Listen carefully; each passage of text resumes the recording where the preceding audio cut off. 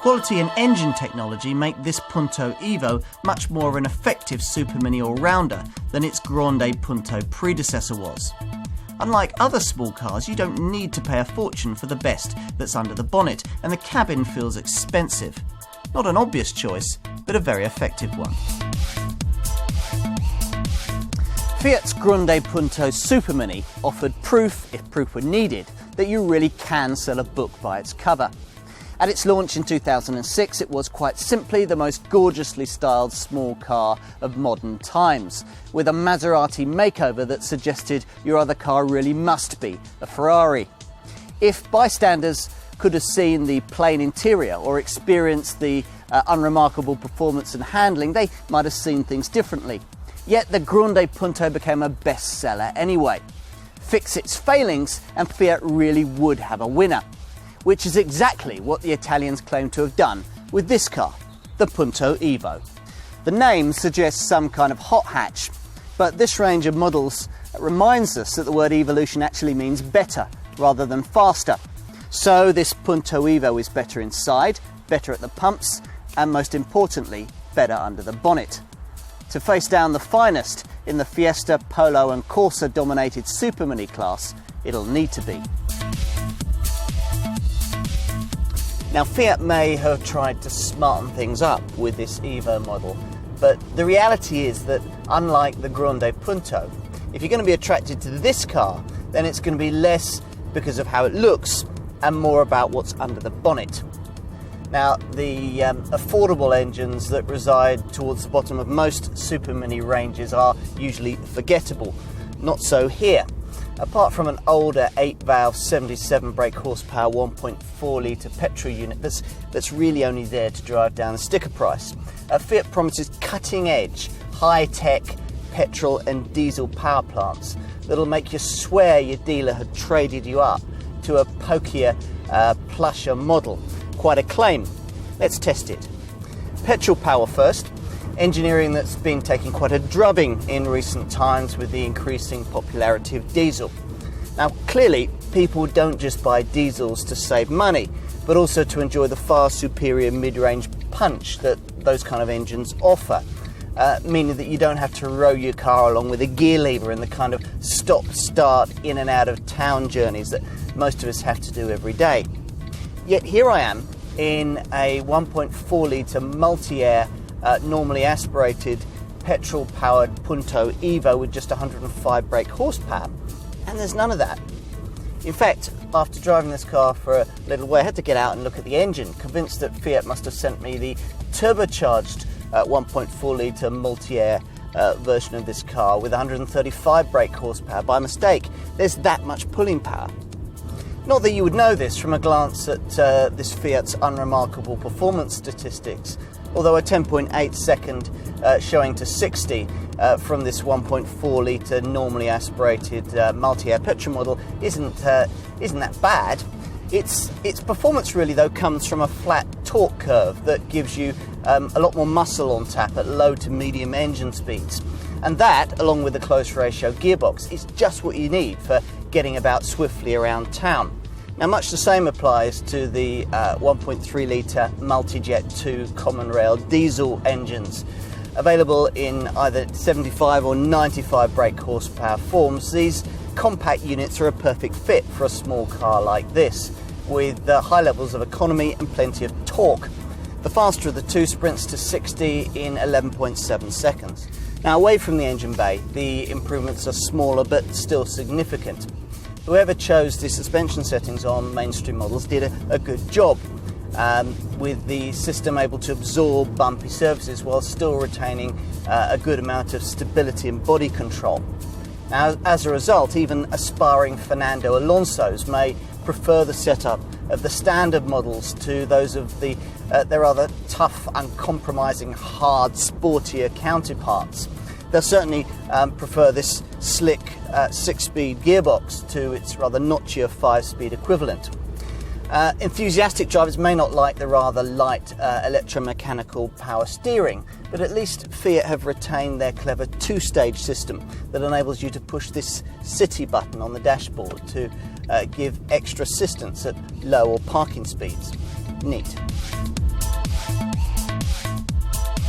Now, so great are the improvements made to this car over its clean, classy Grande Punto predecessor that you can understand the Italians' desire to highlight the fact by offering us a package of exterior revisions. Purists may wish they hadn't bothered, but at least the improvements do pack in a shade more aggression, with the indicators now relocated outside the headlamp clusters and a lower nose that features larger air ducts, added bright work and trendy daytime running lamps. Design-wise, it's all a lot simpler at the rear and much the better for it, with smarter tail lights and bumper inserts that mirror the shape made by the grille and the intake at the front. What's not up for debate is the effectiveness of the improvements made inside the cabin, with its nicely shaped steering wheel that features controls that also link through to Fiat's clever Blue and Me telematics system. Then you've got the nicer trim materials, the swoopy fascia and the restyled instruments. It's all much nicer than you'd expect for a car at this price point, and the splashes of chrome and the gloss black inserts make a Fiesta, by comparison, feel very low rent indeed. True, the seats could be more supportive, but at least the driver's chair is height adjustable, and there's both reach and rake adjustment for the steering wheel. Elsewhere, there's plenty of evidence that Fiat has given a lot of thought to the day-to-day usability of this cabin, with nice touches like an integrated docking station for your TomTom navigation system and plenty of storage cubbies for things like mobile phones and iPods. As for back seat space, well, in many European countries a Punto is the sole family car, so it's no surprise to find plenty of leg and headroom for 2 large adults and room for 3 if the journey's short. The boot, with its opening mechanism neatly integrated into the corporate Fiat badge, isn't quite as spacious, but 275 litres at the back here should be enough for most needs, extendable to 1030 litres if you push forward a rear bench that's split folding, unless you're opted for one of the entry-level models. Now, 1030 litres is actually bigger than a Fiesta, so you've got a decent amount of space there.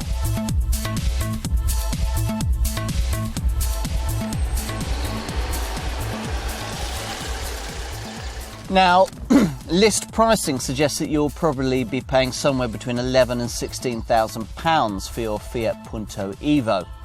But to avoid the entry-level 1.4 litre petrol engine and get the multi-air or multi-jet units, you really need to be starting your search from around the £13,000 mark.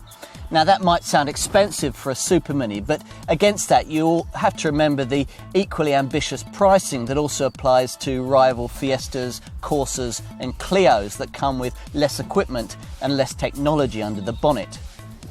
Now, under the bonnet, shaking the piggy bank to get beyond the entry-level 77 brake horsepower 1.4 litre 8-valve petrol variant gives you a choice of 2 1.4 litre multi-air petrol engines, one normally aspirated with 105 brake horsepower, one turbocharged with 135 brake horsepower. It's the 105 multi-air unit that I've got here. If you want a diesel, there is a choice of 2 multi-jet 2 units with either 75 or 95 brake horsepower. Now, as far as equipment's concerned, it pays to check the spec list, as the entry-level variants are really rather basic. But all mainstream Punto Evos come with some kind of air conditioning setup and infotainment system, plus you get 7 airbags including a driver's knee airbag. ESP stability control, though, is standard only on plusher variants. As far as the options list is concerned, there's the dual logic robotised semi-automatic gearbox available with certain engine options, and depending on the trim level you choose, there are features like adaptive cornering headlamps, a hill holder function and even a sky dome electric roof. Fiat's particularly proud of its Blue and Me telematics system that incorporates wireless Bluetooth technology with voice recognition for your mobile phone, a USB and MP3 compatible CD stereo, and the option of Blue and Me TomTom satellite technology with its own docking station that incorporates into the car's other telematics systems and can be controlled via voice recognition or by buttons on the steering wheel. Now, the 1.4 litre multi-air petrol 105 brake horsepower engine that I'm driving here isn't just torquier, it's also more efficient thanks to electronics that measure just how far the air intakes really need to open for a more efficient fuel-air mix. So they use less fuel and around 10% less CO2. Plus, they're more efficient at startup when the engine is at its dirtiest. Now, that's also combined with the current in vogue start-stop system, which cuts the engine at the lights or when you're in traffic and then restarts it again instantly when you move off.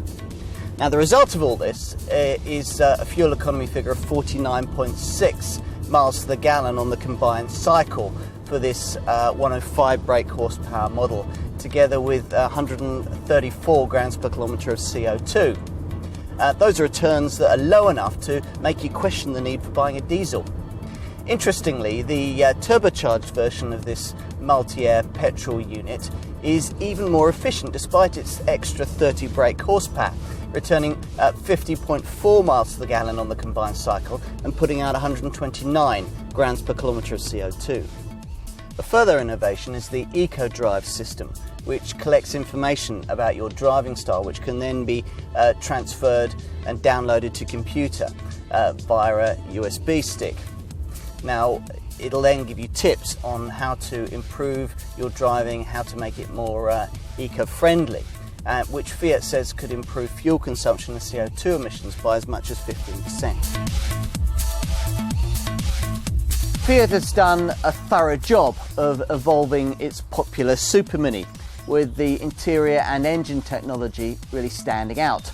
Now, other manufacturers will sell you compact small cars with high-tech engines and plush interiors, of course, but not for the kind of money that will net you a multi-air or multi-jet Punto Evo.